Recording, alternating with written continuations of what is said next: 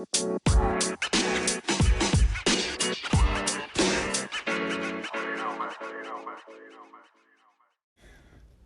guys, bringing you another deep dive, recording this on Saturday, January 13th of 2024. So this is following a video from Chabad of Palm Beach by Rabbi Dovid Vigler. The title is What's Happening in 770-Chabad World HQ. And so I'm going to talk about just basically, like Friday night I kind of got into, let me just finish what I was reading a while back. I jump around to a lot of stuff, and I was like, I want to read some New Testament Bible, but I was like, the last thing I left off on was the temptation of Jesus, and I was like, okay, what's after that? And there's kind of this segment about, what did I write it at? What did I put as notes? Jesus after the temptation and like at the beginning of his ministry. So the start of Jesus' ministry, right? So Friday night, I kind of just go through a little bit. It was, a little bit of Matthew, a little bit of Mark, a little bit of Luke, a little bit of John. And I realized I was kind of like, okay, I'm just kind of going in order of what I was reading, and I was kind of reading just kind of the passages in the Gospels that were similar to that, but the book of John didn't specifically have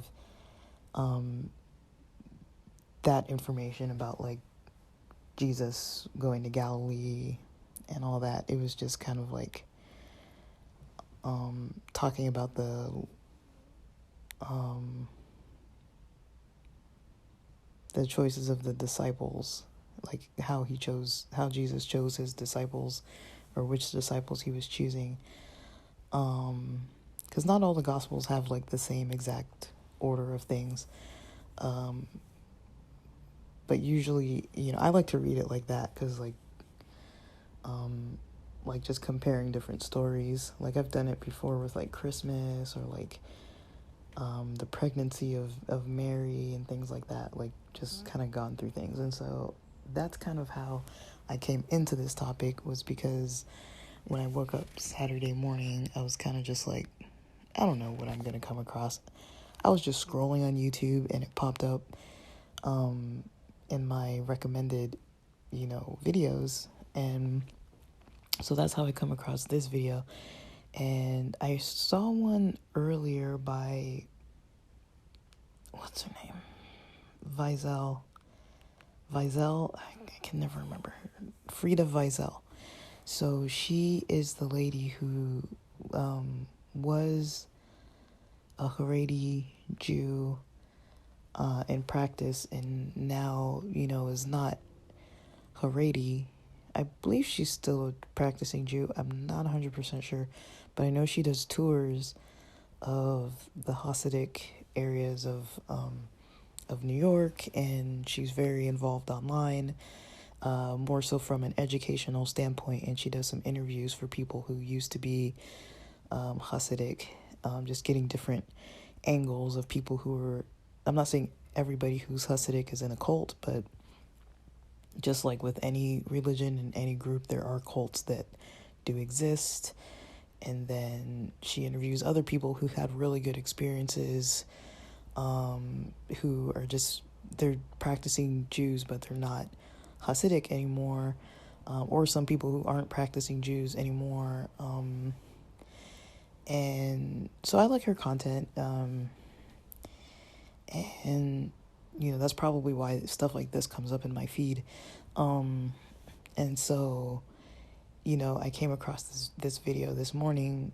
I didn't search it. It just came up, and I'm like, this is the second time, I'm seeing a video about this tunnel situation, because she posted one, and I was kind of not interested at the time, because I'm like studying other stuff, and I'm like, cool, I'm not even going to look into it. And then, I see this again, and I'm like, let me just look into this.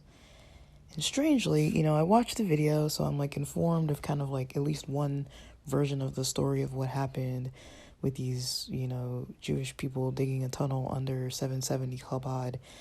It sounds to me like they were trying to get to a mikveh that was unused, that was under there. I guess there'd been something shut down.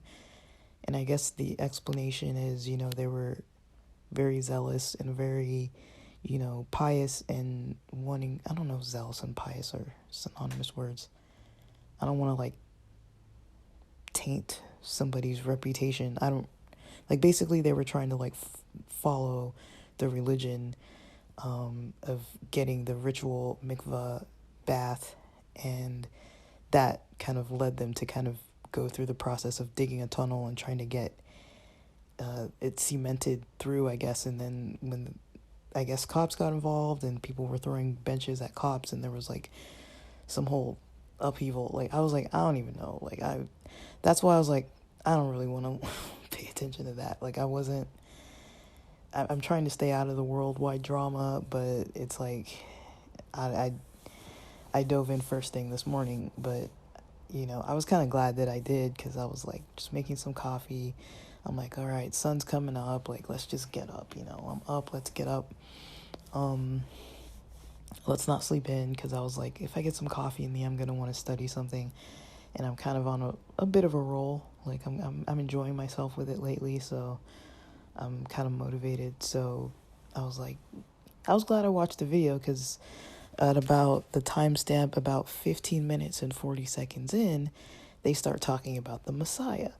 And they go into this discussion of who's the Messiah, who could be the Messiah. And they give a lot of modern day points, mostly based on the Rambam or Maimonides, whichever name people prefer to use. They kind of go back and forth between, okay, was it Jesus? And I'm like thinking, I've watched quite a bit of Chabad content over the years. Like I think I started getting interested way back when the Chabad even had like separate websites. Like I remember Beverly Hills Chabad was probably the first site I came across. I don't know if it was about the time when one of the Rebbes had passed away, unfortunately. I really don't remember. But there was a song that was on there, on their main page, that had these children. It wasn't like a visual picture. It was like an audio clip of, when you just open the page, the website would just start singing the song by these children who were, I think, from some camp, some kids camp, school camp, or youth type of holiday camp or something, a religious camp, that, they made this song called like Rebbe, oh Rebbe. And, I was learning Hebrew, and I was learning, like the cantillation marks and things like that. And I went through Bereshit, like probably like the first verse or so. I didn't go that far in, but I kind of like, that's probably one of the first things I learned off that website. And then, I live in the South Bay area in LA, and later on I found out that there was a Chabad of South Bay website. It was like Chabad SB or something like that. But then later on I noticed they like migrated all the sites into one. So now there's just one Chabad.org. And, I go near the one. I have some friends who live over near the other one. I think it's in Lomita, technically. And, it's on a quiet little street, I think on Narbonne, and it's chill. Like, I've driven past there a lot, because I've got friends in the area, and it's not that far. But just like a curiosity. So that's the only real, like, interactions I've had with Chabad at all. And I've, given some donations in the past, and I've watched their telethon in the past, or gone back and watched clips over and over again. So I kind of know of Chabad, and I like their study materials. The 770 website, I know that there's like 770 Live. I go on there on occasion. I remember a point where they didn't block it on the Sabbath and other holy days, and now you can't really watch the live feed on those days. I think you used to be able to always watch it. And so things have changed. Like, I've been around since things have changed. Like, since before the year, I think there was the year that came, like 5770 or something like that. I remember when that year came, because at that time I was learning at a congregation where they would study more of the Jewish traditions than most Christian churches did, and I kind of left, not like officially left, but I stopped going to the Adventist church that I was raised in and started studying there, because I was like, they actually have study sessions and, like, keep the holy days, like, in the Torah and stuff. Like, they would have, like, a Passover Seder and, like, other types of, Sukkot. They would go, like, do a little, like, outdoor camping thing for Sukkot and, like, do the outdoor in a booth kind of, like, whatever version they could kind of make work, to try to, like, keep the commandments. And I was like, it was appealing to me because I was raised in a Christian church that just kind of glosses over stuff. Like, the church would usually talk about, like, the Sabbath and maybe, like, dietary kind of concerns, like not eating pork, not eating shellfish, not eating bottom feeders, not eating, uncloven hoof animals that don't chew their cud, and certain types that, like, whatever qualifies for the most part. I wouldn't say that we were, like, looking at kosher labels or anything like that, but, like, and for Sabbath, it's not like we were, like, not turning out the lights. Like, I do know people who didn't cook, but people would drive and stuff like that. Like, there was, like, it wasn't, like, as strict as, like, an Orthodox community would be, but for a Christian community, most Christians don't keep the Sabbath like that, or Friday sundown to Saturday sundown. They don't keep that time period of Sabbath. If they do keep the Sabbath, and they don't care about any kind of dietary restrictions, biblically based, they kind of just eat whatever, so but then I was always like, well, why do we do those kind of two things? But then there's these other commandments where it's like, keep these days, and we never keep the other days. We only keep the Sabbath day. And, I had questions, and as the story goes, nobody would ever fully answer my questions, and it was a turnoff to me. And I kind of found that congregation that I was like, let me try this out, because they don't really pick and choose. They're actually trying to study it, and then after the services, after lunch, we would come back and study in the evenings, like study whatever the parsha was for that week. I think the services followed the Jewish parsha, I believe. And there was New Testament in there too, like anything that kind of overlapped with what the parsha might have been talking about. It was a long time ago. It was like 15 or so more years ago. Like, but I thought it was 10 years ago. It was like 15. But yeah. So that's kind of how I got involved with knowing about Chabad and knowing about, Jewish commandments, learning more about them. It's not like I'm just coming at this from like completely cold, but I am coming at this cold as in I have not heard a lot of this version of explanations. I've never heard anyone from Chabad really talking too deeply about Jesus or their opinions on Jesus or a discussion about Jesus. The only person I've ever heard really talk about it who's Jewish is Rabbi Tovia Singer. And the historian Henry Abramson. But alright, so that's some background. Sorry, it's lengthy. I'm caffeinated. I can't really tell how much I'm talking. But let's jump into it. And the stuff that I can't fit in the notes, I'm gonna put on the blog. I'll put it at Theory and Theology on the Medium. I have a blog on Medium that I don't really ever write on, but it's there, so I'll put it up on there and post so that you guys can have more, because I think I wrote a lot of notes and I don't think it's gonna all fit. So I have basically, the way I organize this is more than what I normally do because I wanted to, and this is what I want to do today. I'm not even done with it. I just stopped at a certain point when they started talking about like the Messianic age, but it talks a lot about the Messiah. So let me see. I wrote, Jesus after the temptation begins ministry. I'm just going to go through what I wrote in that order.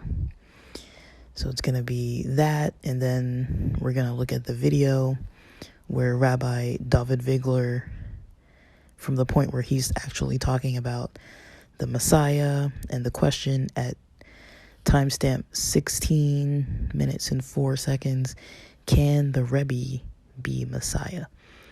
And then he goes on and starts talking about the Rambam, which is Maimonides.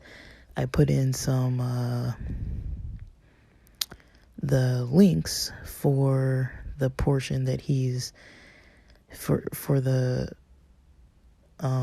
text that he's talking about from Mishneh Torah.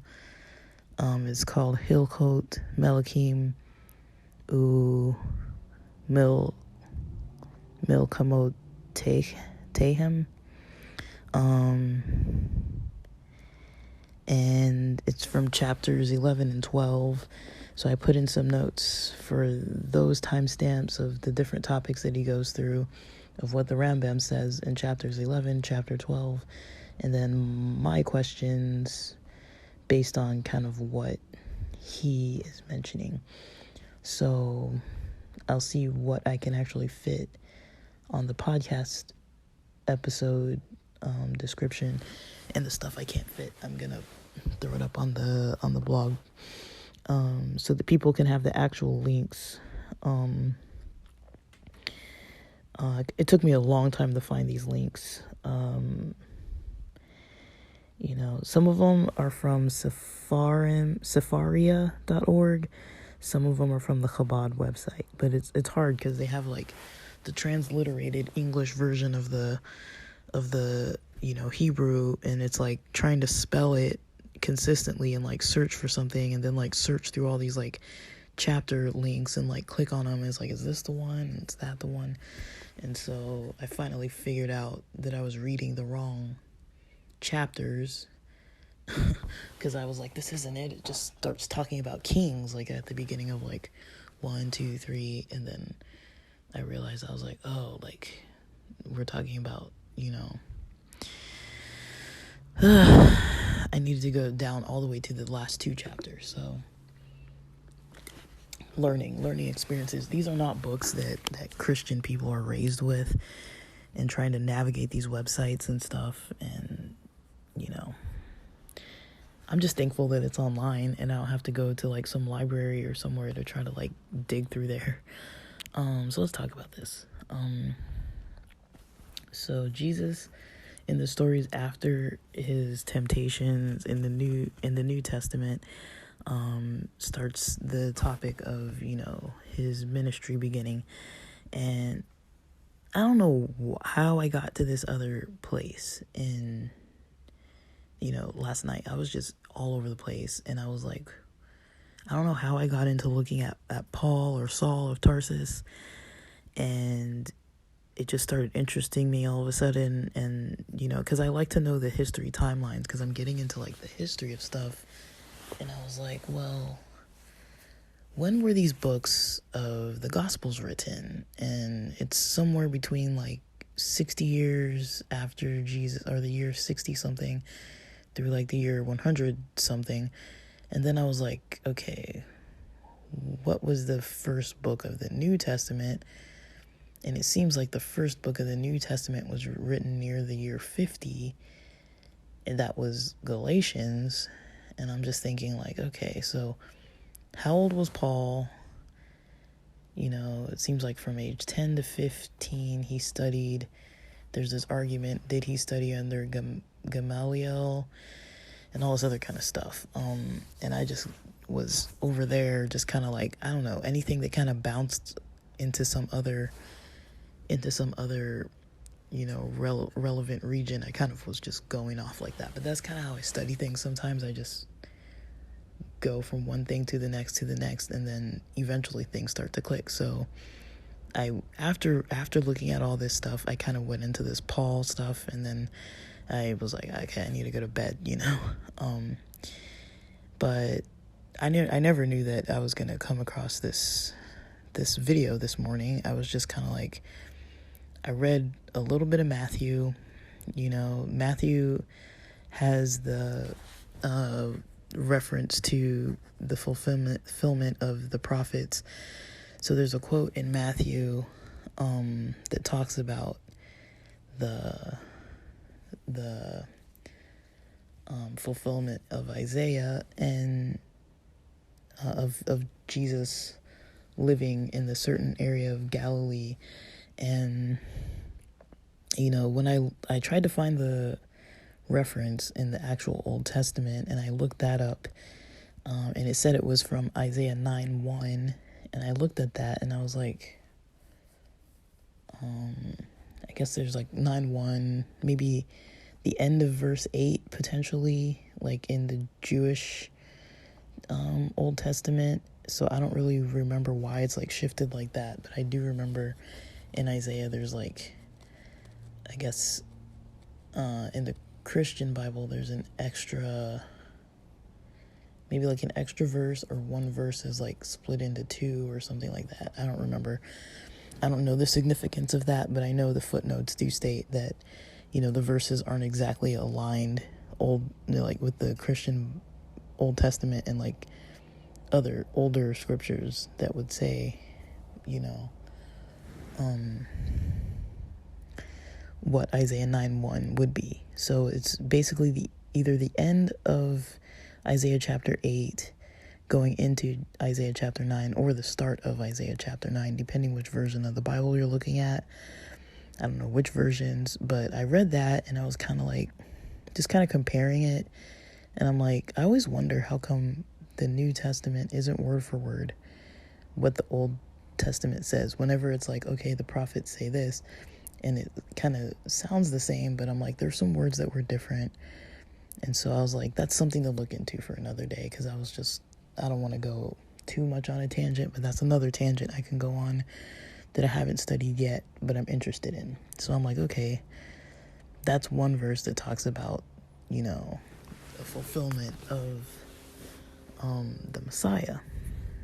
Or, fulfillment of the Messiah. And I wasn't even trying to, like, get into the fulfillment of the Messiah at all. Like, this is just the first thing that pops up last night. And strangely, one of the first things that pops up this morning. So I was like, that's pretty cool. I like it when stuff like that happens. And then, Mark talks generally, the book of Mark talks generally about the fulfillment, just stating that it was a fulfillment of Jesus living in Galilee, or moving back to live in Galilee, but doesn't state like a specific area or whatever. The book of Luke 3 verse 24 talks about the lineage of Joseph to David, it talks about the bloodline. And I had a question about that already last night, because I was like, okay, because they're using the bloodline to prove that Jesus is the Messiah, because he has to come from the lineage of David.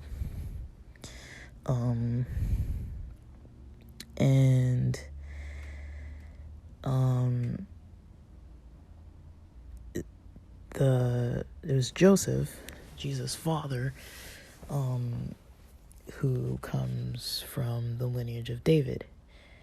Now, I can't recall if Mary comes from that same lineage, but I just had a question about it last night, and we'll get more into that, but I just had a question about it last night, because I was like, that's interesting, because they mentioned, some people think that Jesus was Joseph's son, and I'm like, because, that's, like, the big debate, right? It's like, who is the father of Jesus? Because if the Holy Spirit impregnated Mary, and she was a virgin, I don't understand. I'm not trying to be rude, but I don't understand the DNA situation with that. Now, I'm not taking one stance or another. Again, I'm just talking about what I've read and what these other people said, and I've got my own questions, kind of almost debating this Rabbi Dovid Vigler video. So I've kind of got multiple angles to take from this. So that's where I started last night. And then the book of John goes straight to the choices of the disciples. There's none of this, after talking about like John the Baptist and all that, I can't remember if it talks about the temptation of Jesus, but it goes into straight into the choices of the disciples that Jesus made. So that's kind of where I left things. Went to sleep, woke up, watched this video. Again, the video talks about the Chabad tunnel at 770 in New York, and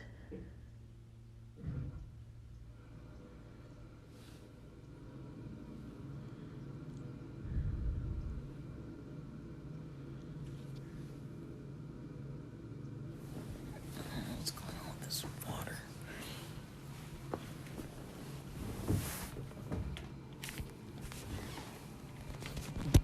Sorry.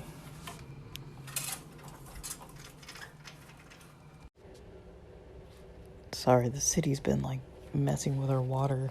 They've been shutting things off and on, trying to repair something, and I heard some water turning on. I wanted to make sure nothing's like flooding or whatever. Alright, so the Chabad tunnel at 770, and the discussion about the Messiah by Rabbi Dovid Vigler. I don't want to call it an argument. I want to call it a discussion or a conversation. The discussion about Jesus versus the Chabad.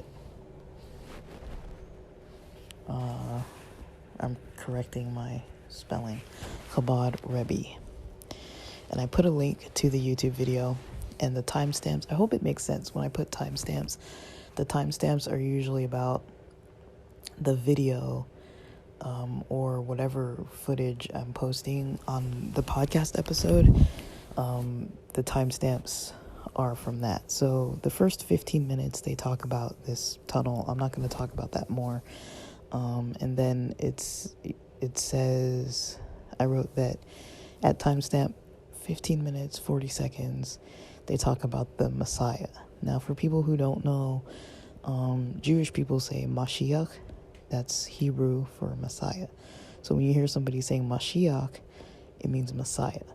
Just like in English, we say Messiah, or Christ.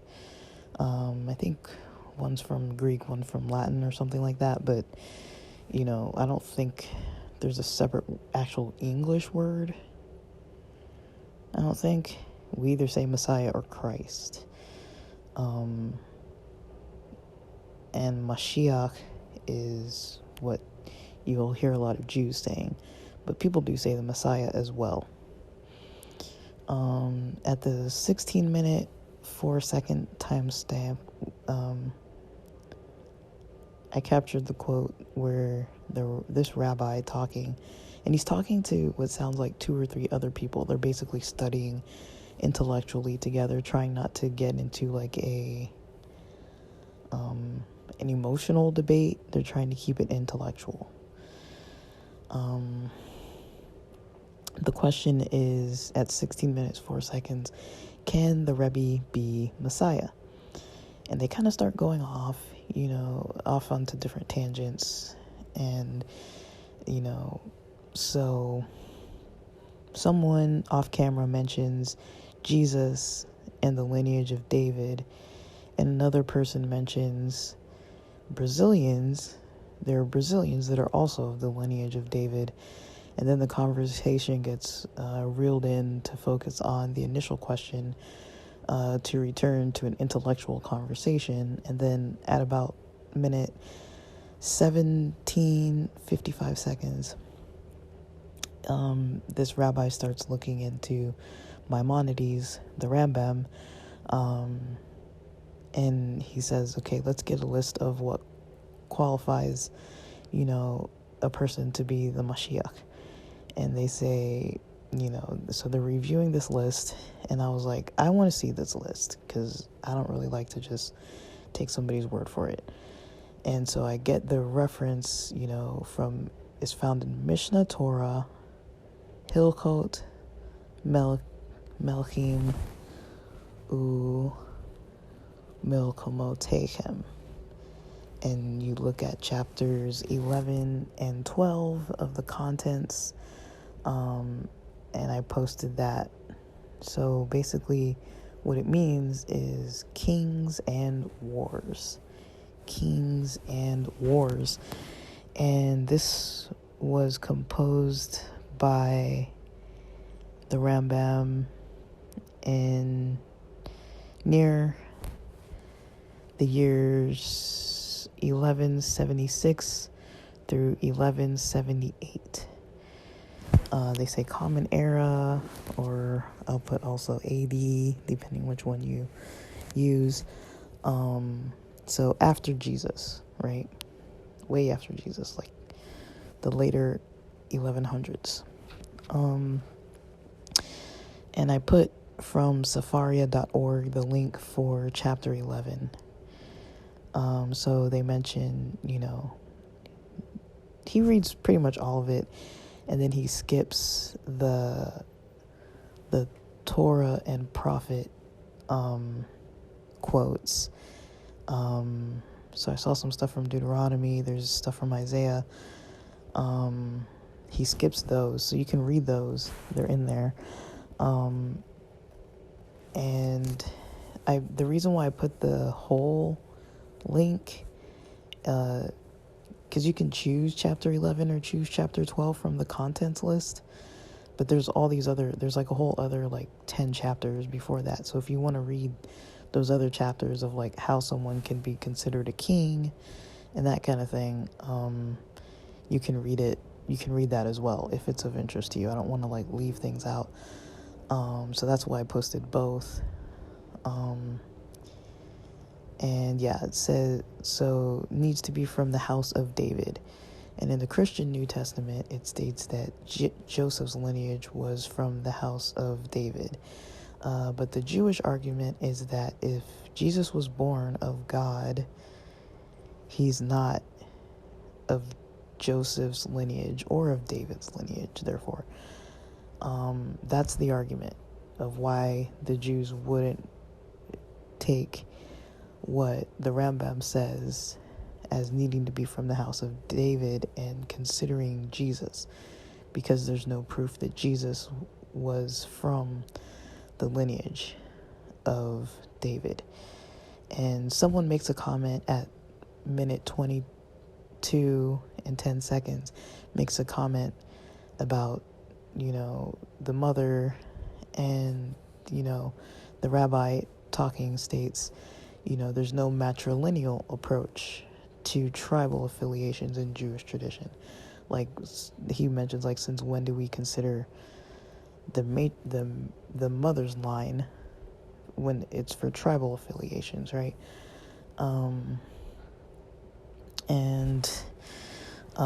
According to Jewish thought, Jesus did not observe Torah, which the Messiah must do.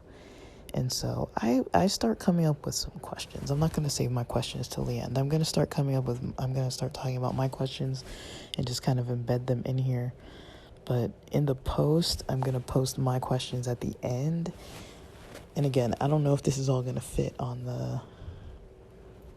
this description, because I wrote a lot. And so I think I'm going to have to end up putting it on the blog, or maybe I'll just put both of them on the blog.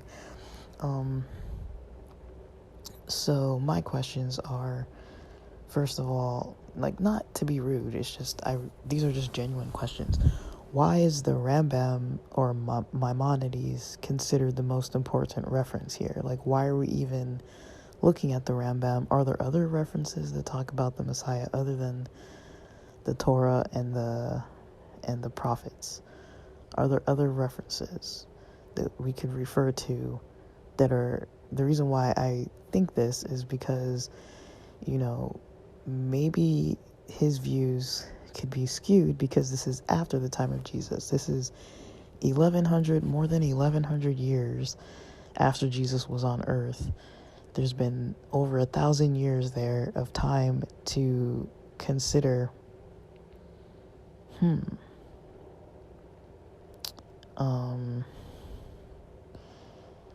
there's been time to consider, like, what's actually been said by Christians, what the New Testament says. So is Maimonides potentially, is the Rambam, is he potentially writing based on what he knows Christians are arguing? It's kind of like, let me make the argument after the fact. Is there something that's before the time of Jesus that's not the Torah and not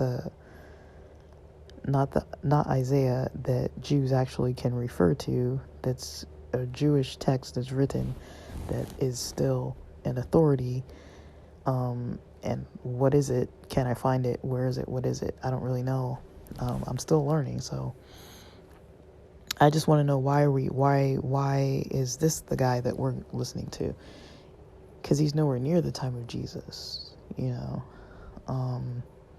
Josephus is near the time of Jesus, but people question his writings for some odd reason. I think that historian Henry Abramson mentioned something along the lines of, Josephus claims to be from a Pharisee lineage, but is he really from a Pharisee lineage? Because he's the one saying it himself. I think that's the guy that he said that about. And so I don't really know what else. I don't really know. But can his view be skewed as he wrote after the time of Jesus? And are there other views from before the time of Jesus that might not directly reference some of Jesus' qualities?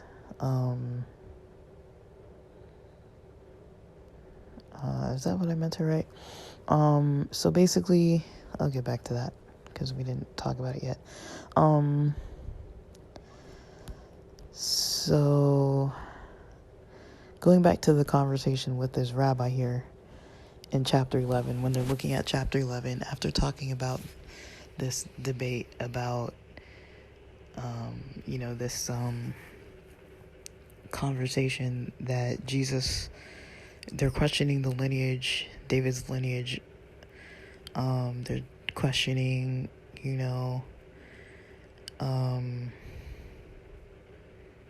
basically they're questioning his lineage, and I'm questioning the authority of Maimonides. Like, why is he the authority that needs to say what needs to be said? Like, what needs to be qualified for? And there's more interesting stuff in there. Like it says, according to Jewish thought, they state at the timestamp 22 minutes 10 seconds, a little after that, they state that Jesus did not observe Torah, which the Messiah must do. And I don't know where it says that. They start this discussion saying, he changed the laws into something different, and I don't think he changed the laws. To my understanding, reading the New Testament, he didn't change the laws. He said he came to fulfill them, but he didn't change them. And I don't see any place where he didn't keep the commandments. There seems to be this continual, there's things like picking grain on the Sabbath, or the disciples were picking grain on the Sabbath. Like, there were a lot of times where the Pharisees and religious leaders and scribes were questioning Jesus or his disciples about, like healing on the Sabbath. Like, how is that, not keeping the Sabbath? And I would just say, I haven't looked into what does the Talmud say about all this? What does the Rambam say about all this? But I know that there are Jewish written books, plenty of them, about these commandments, about these different commandments that they're stating, that state more details of like what does it look like to not keep the Sabbath. Like the stuff about the grain is probably in there somewhere, maybe. I know there's a lot about lighting a fire, which nowadays translates to, turning on a light and things like that. There's all these discussions. Like a lot of these Jewish texts have a lot of discussions. For people who've never read any of them, they have a lot of interesting, good discussions, which is why, when people with Christian eyes read the New Testament, it doesn't make any sense a lot of times when it's coming from a Christian perspective, because nobody in the Christian world would be like, why are your disciples picking grain? Like, if you were a pastor and you had, I don't know, some pastor, there's not even an exact equivalent, but the only one I can think of is, say if you're a pastor who's ordained and you have, these grad students who are getting their masters in divinity to become a pastor, and they're still studying and they're interning at this church, and, they go to like a conference where there's all these ordained pastors, and the other ordained pastors are looking at this one pastor like, why are your students picking grain on the Sabbath? Like, nobody would say that. Like, in the Christian world, I don't think anybody would be like, you're breaking the Sabbath. First of all, in the Christian world, a lot of Christians don't even believe in the Sabbath or keep the Sabbath or even pay any attention to the fact about the Sabbath or the Ten Commandments, or the Catholic Church changed the Sabbath from even being in the Catholic Bible. It's not even there. And so there's things like that where you're just kind of like, in the Christian world, it doesn't overlap as easily. So when people read it and they're like, oh, picking grain, keeping the Sabbath is like, it's something they easily gloss over, because it's like, but looking at the Jewish perspective, they would have all these texts where they could go back and read them, or things that they would have orally, memorized, from oral tradition. Now, I'm not sure about this. I still need to look it up. But I heard that Jesus learned from Rabbi Hilkhot. That's where he learned from. That's what I've heard. Based on what based on what Henry Abramson said. The historian. He's not a rabbi, but I keep mistaking that. He's not a rabbi, he's a historian. So for Jews to state that Jesus did not observe the Torah, I don't know how accurate that is. I don't think it's accurate from the way I've read the New Testament. There were questions about it, and I know that, that's not uncommon in Jewish tradition for people to be questioning and talking and proving themselves based on all these other texts. Like, did not this person say this, or this is what this book says, or like, don't your sages say this other thing? You know, usually you hear Jesus responding to things, and he's giving a response. Some of those responses warrant that other people want to kill him or like get him arrested, but you never really see them like catching him saying like, we're gonna arrest you because you broke these commandments. You never really see him. You see him getting questioned about it, but that's not uncommon. Like, I've tuned into Jewish services online, and not all services are like this, but I've seen Jewish services where they literally have a discussion portion in the middle of the service. This is not an uncommon practice that, you know, there's somebody reading something even, you know, they'll be like, say the rabbi is like reading part of the parsha, and then people in the audience, they're not supposed to like argue and fight and stuff. I've never seen that. It's very respectful, but people have opinions and their take on it, and you're able to kind of hear different people. Some people seem like they're very learned and they can talk by memory about all these scriptures and all these different, you know, sages and all these different, you know, books. And then there's some people who just are very philosophical. Some people are very faith-based. Some people are very matter-of-fact. Some people are very literal. You know, you hear from the congregation multiple people, you know, commenting, and it's a learning session, you know. Shul, you know, different people refer to the Jewish synagogue as like, you know, the temples, the service that people do on Shabbat as, you know, a congregation. They refer to it in different terms, and shul is one of those terms. It's kind of equivalent to saying school. You know, people say temple, some people say synagogue, some people say shul. And you hear people saying different things, and different places hold services different ways. And this is one method of Jewish culture, thought, discussion, when there's, you know, that's not uncommon. So the stuff that you see in the Bible where Jesus is getting questioned about the commandments, through Christian eyes, it doesn't really look like anything. It looks like, oh, he's being harassed. Maybe he was being harassed. I don't really know. But if you don't read it that way, as like, oh, these guys are just trying to trap him and trick him, which at points it does state, you know, that, but you kind of get that. I don't want to go and say that like the Pharisees or whatever, I can't completely paint them in a bad light, because I think that's some humans' nature is to get under everybody's skin. Anyone who's been in a religious environment long enough knows that there are those people who are rude and they're mean and they argue with people, you know, about, like in the Adventist world, the drums in the church. You know, we literally once played music with drums in a church once. I think we weren't allowed maybe to play with drums. I think maybe what happened was people stood up or people clapped after a song, and in that church, clapping wasn't, you know, people would say amen, but you don't like clap for if someone does like a special song or like something like that. You don't clap. So there are different beliefs on that, on traditions in the Adventist world. And some people were clapping, and some lady in the back starts screaming like, don't clap, like blah blah.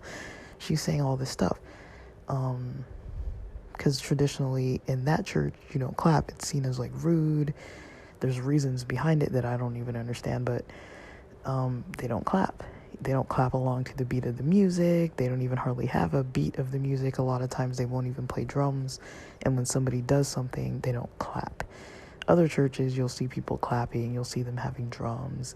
You'll see them clapping along to the music. If somebody does, you know, if you have some out-of-town group, like a little kids choir that comes to sing a song during church or something, and when they're done with what they're singing, you'll clap. You know, it's just whatever, you know. But you see stuff like that. And I don't even know why I went on to that tangent, but anyways, so let's move on. So yeah, did Jesus keep the Torah? I would say yes. I haven't read anything in the New Testament that states he did not. According to Jewish perspective, they state that he changed it. At least this rabbi states, no, he changed it and therefore was not. Now, over time in Christian religion, the commandments, technically, they have changed in Christian tradition. In an overall mainstream Christian tradition, most Christians don't keep the commandments in the way that Jews do. But if you look at Jesus, he kept the commandments in the ways that Jews do. Maybe not the way that the religious leaders wanted him to.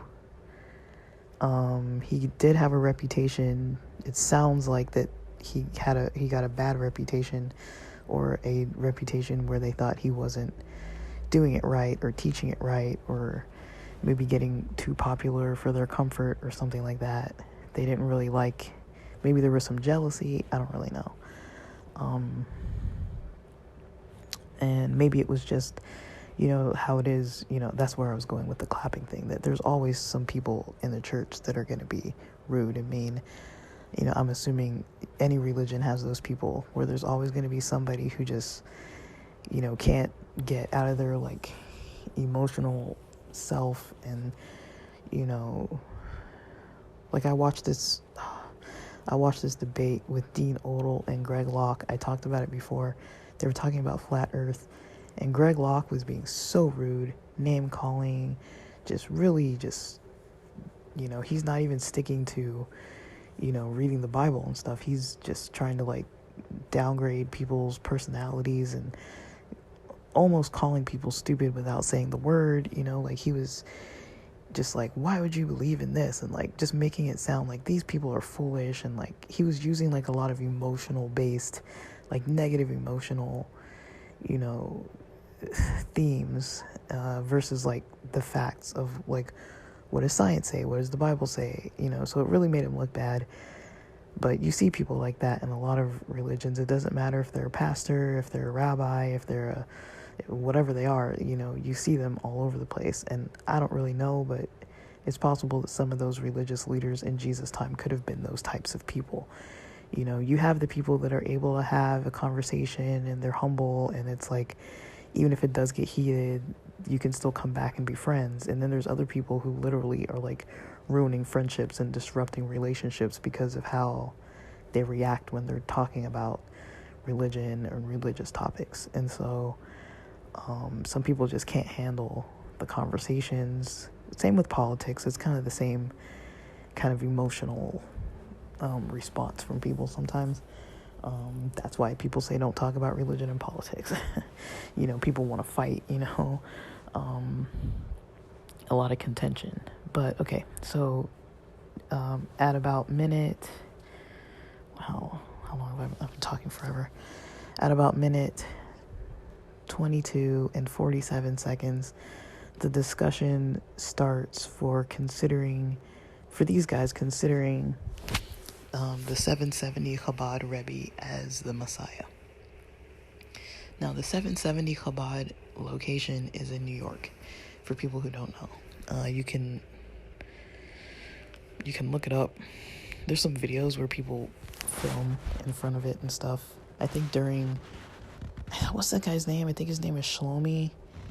He's really popular on YouTube. He has really long side curls. He's done videos with, like, Peter Santinello and other people, and he showed at Chabad during the pandemic, I think, during the Rona, they had all these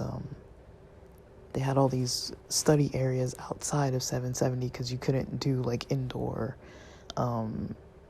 Torah study, so they would have people, you could come outside and study. So that was one glimpse that, like, you'll probably never get again, where it's like all the benches and tables were, like, outside with the books and stuff like that, and there was, like, a little barrier between the street and people could study like they would inside the building. So it was like a place where people could study. So at minute 23, they start talking about the descendant of King David. So they say that, so I think I put some quotes here. They say, so according to this rabbi, he states that they believe that the Rebbe, the Chabad Rebbe, the one who has unfortunately passed away, the Chabad Rebbe, occupies himself in Torah mitzvot, meaning that he, occupies himself in the commandments of the Torah. The quote that he will prevail upon all of Israel to walk in the ways of Torah and strengthen its breaches. So this, again, they're quoting this stuff from the Rambam, from Maimonides. They're reading through what Maimonides wrote in the links that I posted in those books, in Mishneh Torah. They're posting about those last two chapters. In those two chapters, that's where all this information is coming from, that chapter 11. That's where this guy is basing things. So that one, descendant of King David, prevail upon all of Israel to walk in the ways of Torah and strengthen its breaches, and will fight the battles of God. So they state that, this rabbi states that nearly 40% of American Jews have Chabad affiliations. And this last one will fight the battles of God. I haven't looked deeply into that. So what does that mean? I don't know. Is it like a militant thing? Because some people I've heard state, there's a militant thing to it. It's not like a spiritual battle. It's like, there's going to be like a war or something like that. And there's unfortunately always wars. And so I don't know exactly what that looks like. But a lot of this stuff, as you can see, is kind of loose to interpret, would you not say? I mean, just somebody saying descendant of King David. How do you define descendant of King David? Like, they prove here that the Rebbe was a descendant of King David. In the Bible, it states that Jesus was a descendant of King David because his father Joseph was a descendant. But then there's the debate, was Joseph really his father? So I came up with this other question.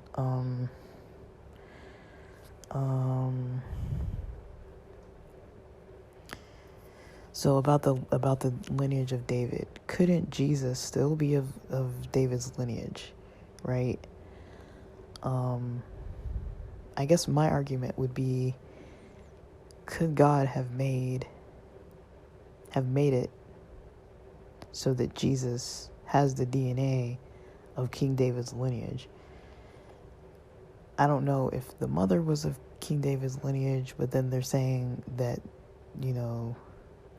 there's not a matrilineal approach to considering the tribal affiliation to the lineage of David. I don't know where it's stated that. I'm not trying to be rude. I would like to know where that is stated.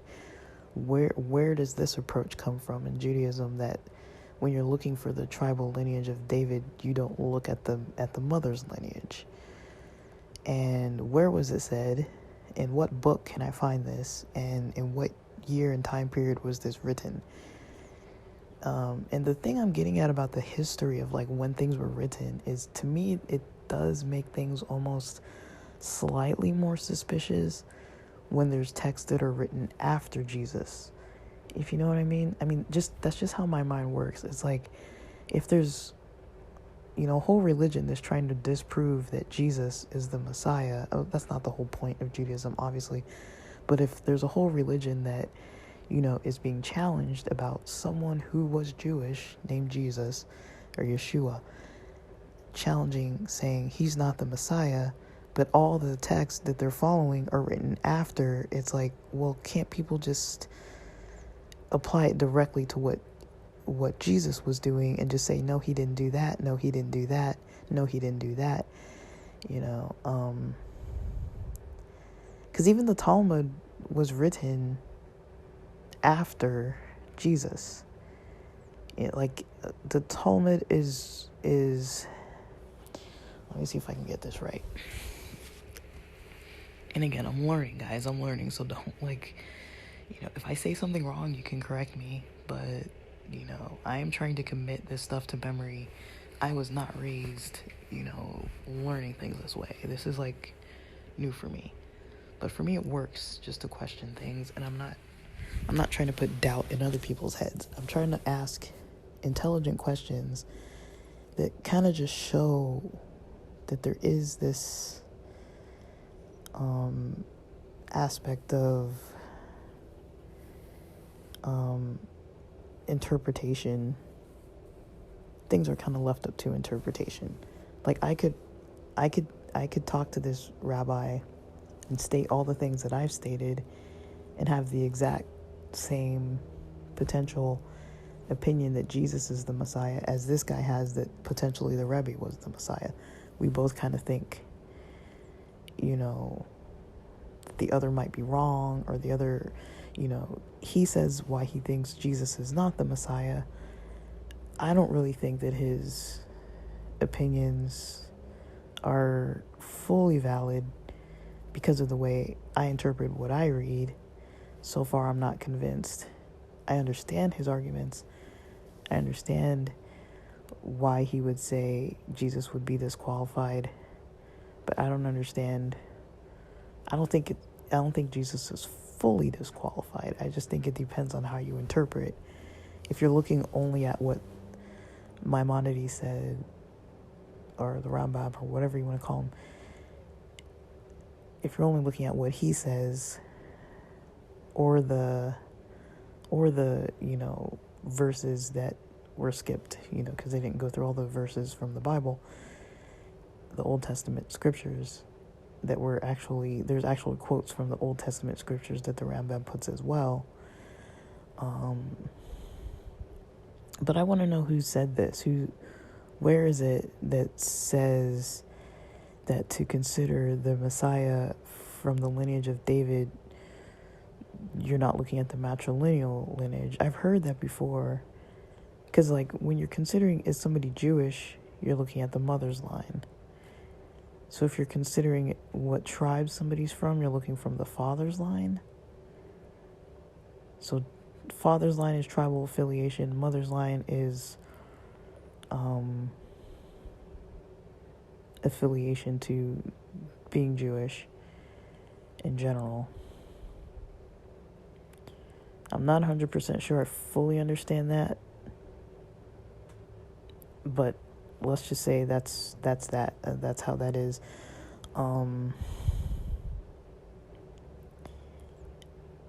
Why is it not possible that God could have made Jesus have Joseph's DNA? Why is God, being Jesus' father, God created everybody, right? He created Adam and Eve, and so the lineage before David eventually comes down through Adam and Eve to Abraham, and goes into David. And so why exactly is that not considered valid?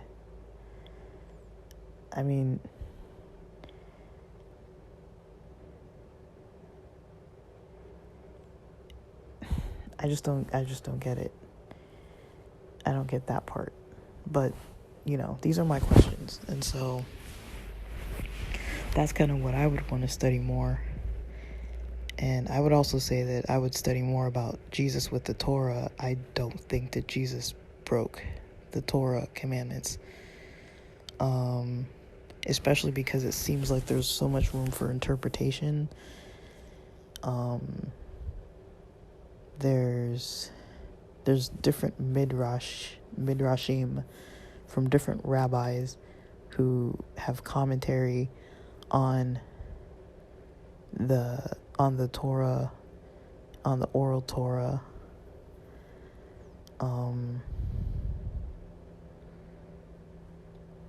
And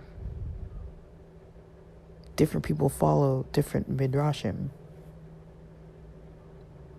That's not uncommon. You hear people say, I follow this midrash, and people are like, nobody follows that midrash.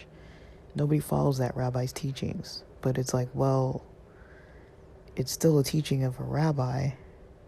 You know, if you've watched, I'm not saying this is the best example to use, but in the movie The Believer with Ryan Gosling, how it's like he's like this, I don't even want to say it, he's like this neo-Nazi guy, and he, you know, but, you know, they go back into his history in this movie. His character is Daniel, and it shows him studying Torah about Abraham, and Isaac on the altar, to be killed before God provides the ram. And then, you know, Danny's standing up in this, you know, Torah class, debating the class, saying, you know, I follow that midrash. Like, the rabbi's like, nobody follows that midrash. And he's like, I follow that midrash, you know. And it's like, it's not uncommon in Judaism for people to debate stuff. Like, if you know the culture, I'm not saying people fight like that, but it's like, it's not, I mean, people study privately too, but it's not like in Christianity how you go home, you read the Bible to yourself. You know, at church, the pastor talks about something. Maybe if you go to Sabbath school or Sunday school, you might talk about a topic. If you go to a Vespers, you might talk about a topic. If you go to a prayer meeting, you might talk about a topic. But in Christianity, it's usually there's a person leading, there's discussion, but there's kind of little discussion. And everybody's opinions aren't really seen as equally valid, and people aren't all like studying these different sages and different people and like quoting them and stuff like that. In Christianity, you don't see that as much. Maybe at like a Bible college, or, you know, people who are studying for like a theology degree, they might go to that length. But at a typical Christian church, you don't see that style of communication when it comes to studying the Bible. I'm not saying people never do it, but you don't really see that. It's not very typical. And so, I don't know, like, I think it's just all interesting. But yeah, I'd like to know about the matrilineal and patrilineal stuff. I'd really like to know about that. And let's see. So, okay. At about 26 minutes and 25 seconds, there's a discussion that unfortunately the Rebbe died. And this rabbi gives a reference to this book. He says, based on this other rabbi's book that from the Middle Ages, there's this Prussian rabbi named Johann Iwaschitz. I tried to find that name, Iwaschitz. The book, I think he said it's called Forests of Honey. And he states that in this rabbi's book, this Prussian rabbi's book, in the Middle Ages, he states that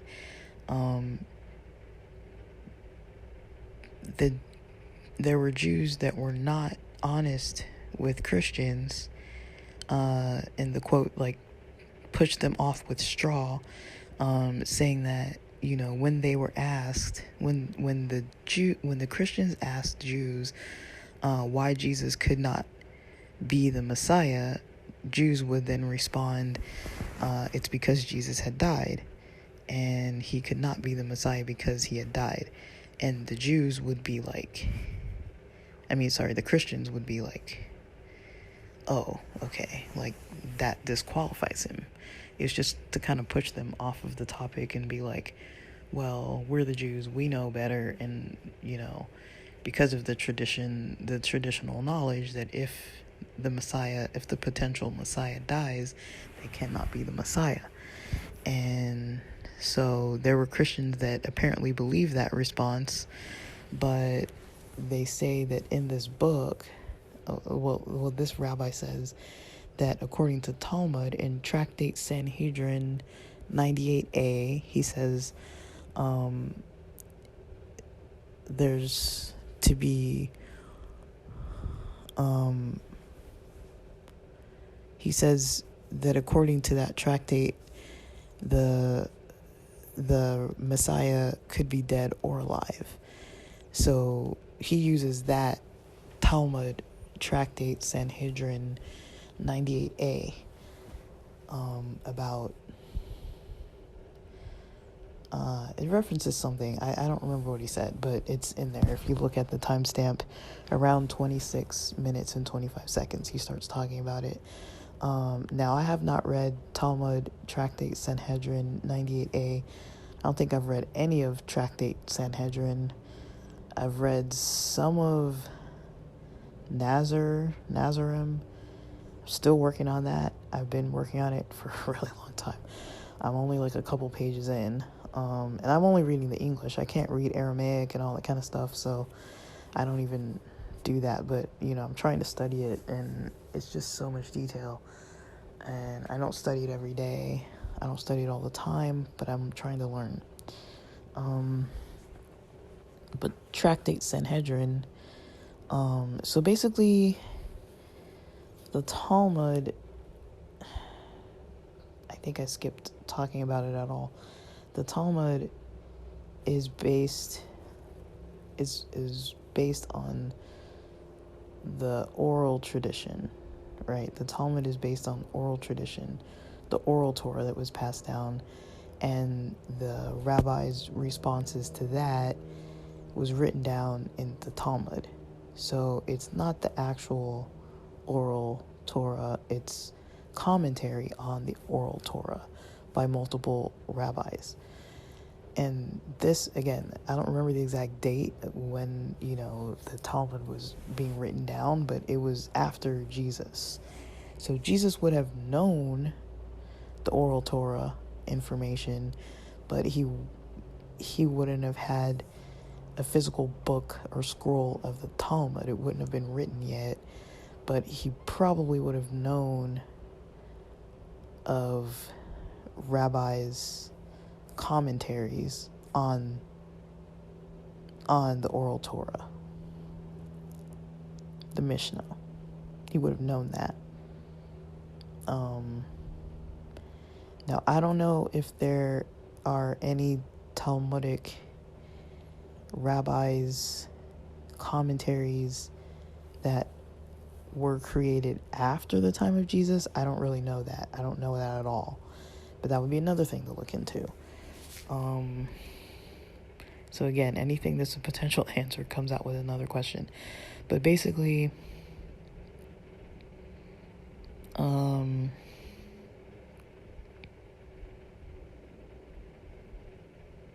according to the rabbi, the speaker in the video, there can potentially be one qualified person of the lineage of David per generation, either living or dead, that could qualify.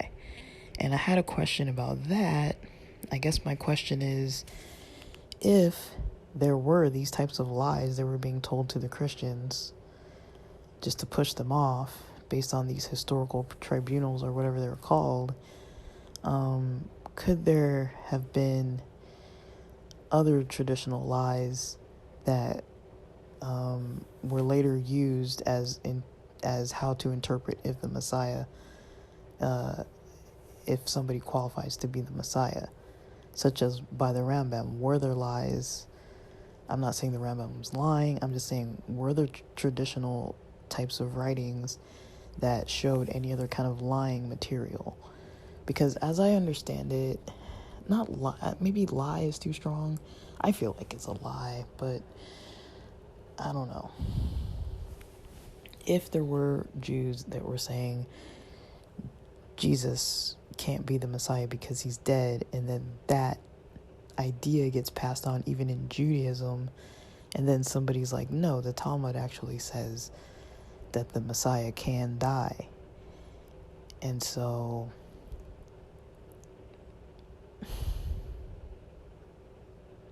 that is, to me, that's a lie. I mean, I'm not trying to be like rude about it. I'm just saying it's not truthful. It's not the truth.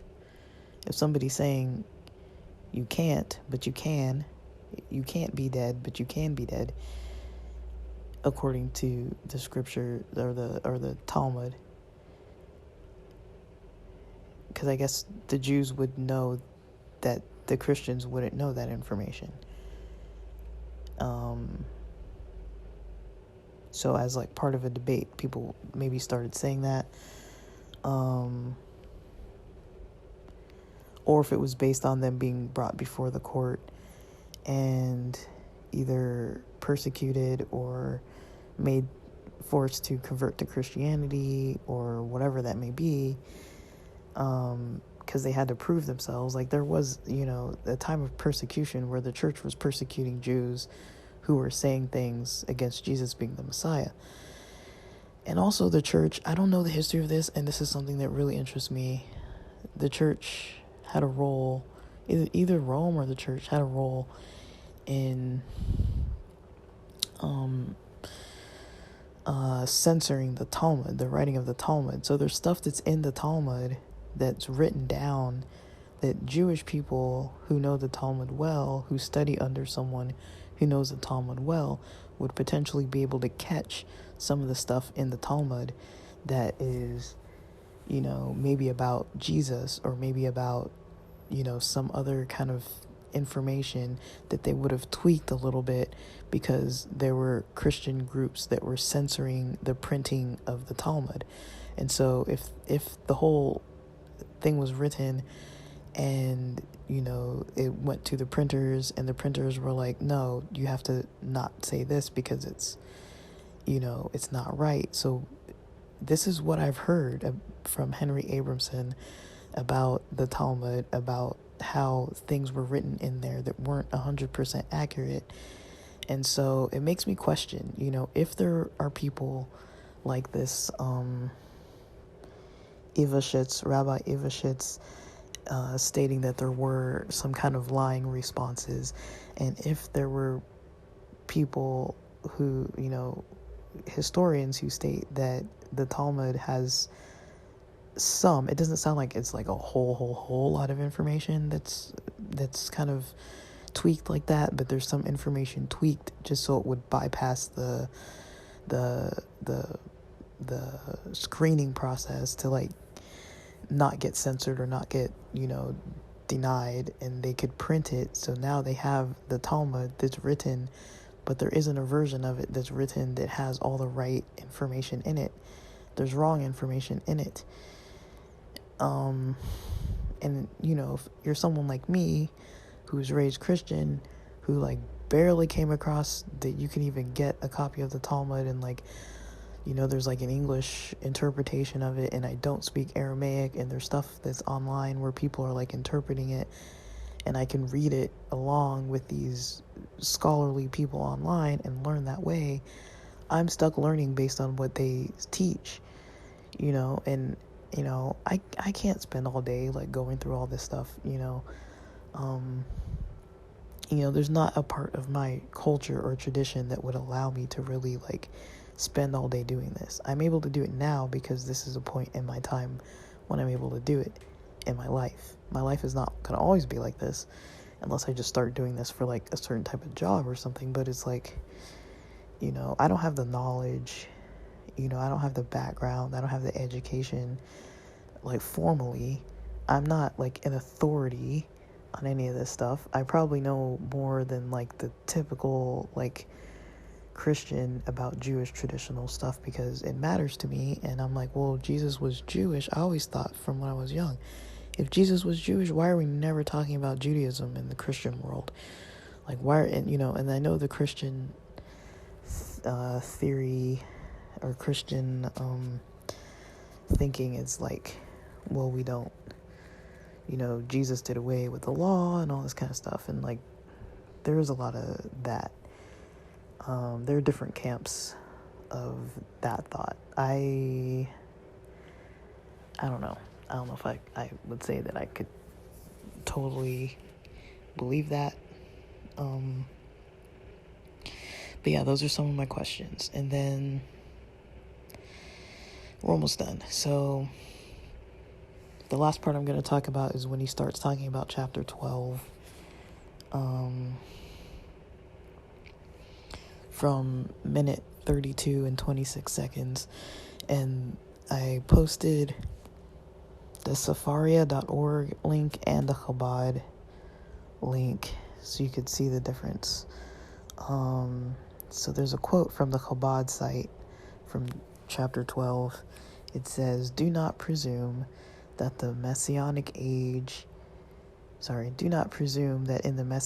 age, any facet of the world's nature will change, or there will be innovations in the work of creation.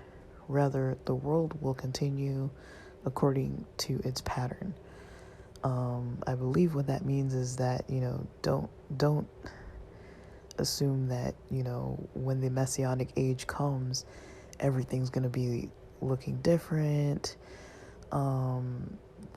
Technology is going to be all crazy weird, and like everything's going to look so different. Like, we're just going to be going about our normal lives and about our normal patterns.